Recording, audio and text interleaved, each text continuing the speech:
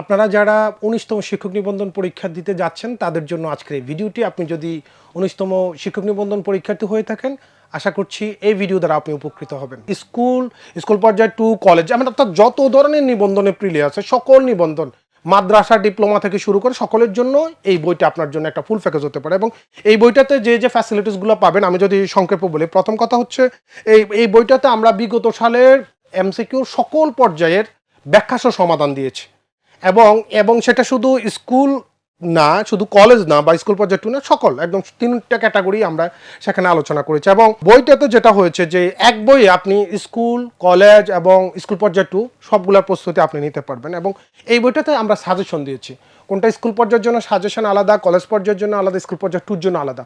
অর্থাৎ কোন টপিক আপনি পড়বেন, কোন টপিক আপনি না পড়লেও চলবে, কোনটাতে বেশি গুরুত্ব দিতে হবে, কোনটা কম গুরুত্ব দিতে হবে, এই জিনিসগুলো আমরা সেখানে তুলে ধরেছি। এবং শিক্ষক নিবন্ধনের যে কিছু টপিক থাকে, যে টপিকগুলো আমাদের মনে রাখতে কঠিন মনে হয় বা মনে থাকে না, সেই টপিকগুলো মনে রাখার জন্য আমরা কৌশল দিয়েছি। যে জায়গাগুলোতে আপনার কনফিউশন তৈরি হতে পারে, সেখানে আমরা সাইড নোট দিয়েছি যে এটা এরকমভাবে মনে রাখা যায়, বা ব্যাখ্যা করে দিয়েছি যেখানে আপনার জন্য কনফিউশন হতে পারে।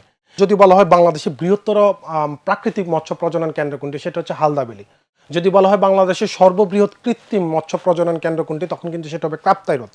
এই যে কনফিউশনগুলো, এটা তো আপনার চোখে, আপনি যদি ওটা খেয়াল করে না পড়েন তাহলে কিন্তু কনফিউশন হয়ে যাবে।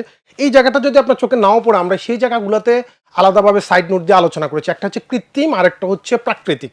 সেই জিনিসগুলো, এরকম যত টপিকগুলো আপনার কনফিউশন তৈরি হতে পারে, সেই কনফিউশন জিনিসগুলো আমরা সেখানে উল্লেখ করে দিয়েছি। এবং বিষয়টা হলো, আমরা এই শিক্ষক নিবন্ধন অ্যানালাইসিস বইয়ে কলেজ পর্যায় এবং স্কুল পর্যায় টুর জন্য আলাদা করে মডেল টেস্ট দিয়েছি বইয়ের শেষে, যেন আপনি যে ধাপে বা যে ক্যাটাগরিতে আপনি পরীক্ষা দিবেন, সেই ক্যাটাগরির প্রস্তুতিটা আপনি একটু দেখে নিতে পারেন। আপনি যদি অল্প সময় শিক্ষক নিবন্ধন পরীক্ষার প্রস্তুতি নিতে চান, যে গুছিয়ে নিতে চাই, আমি যে কোনো ধাপের যে কোনো নিবন্ধনের আপনার এই বইটি আপনার জন্য অনেক বেশি সহায়ক হবে। এবং সেটা শুধু আমার মুখের কথা না, আপনি যদি শিক্ষক নিবন্ধন অ্যানালাইসিস নামে আমাদের যে ফেসবুক গ্রুপটি রয়েছে, সেখানে গেলে কমেন্টে দেখতে পাবেন যে আমরা সেখানে পোস্ট করেছিলাম যে এই বইটি পড়ে 17তম 18তম নিবন্ধনে কারা পাস করেছে। সেখানে দেখবেন শত কমেন্ট যে তারা শুধু এই বইটি পড়েই পাস করেছে।